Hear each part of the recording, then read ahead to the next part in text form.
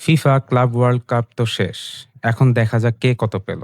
এবারে টুর্নামেন্টে ফুটবল শুধু মাঠে হয়নি, হয়েছে টাকার ঝড়েও। চ্যাম্পিয়ন হয়েছে চেলসি।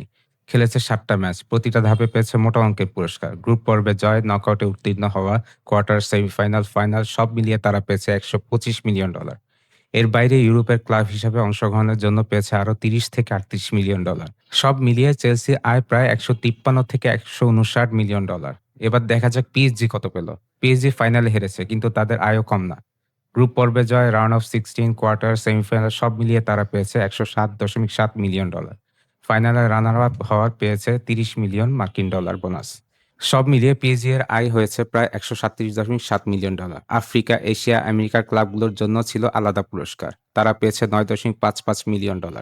আর ওশেনিয়ার ক্লাব পেয়েছে $৩.৫৮ মিলিয়ন। ফিফা বলছে ছোট ক্লাবদের জন্য বরাদ্দ আছে।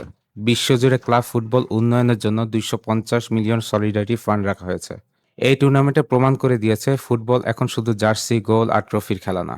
এটা এখন কোটি কোটি ডলারের খেলা। ভিডিও ভালো লাগলে শেয়ার করে ছড়িয়ে দিন। আর এমন আরও গল্প পেতে সাবস্ক্রাইব করে পাশে থাকুন।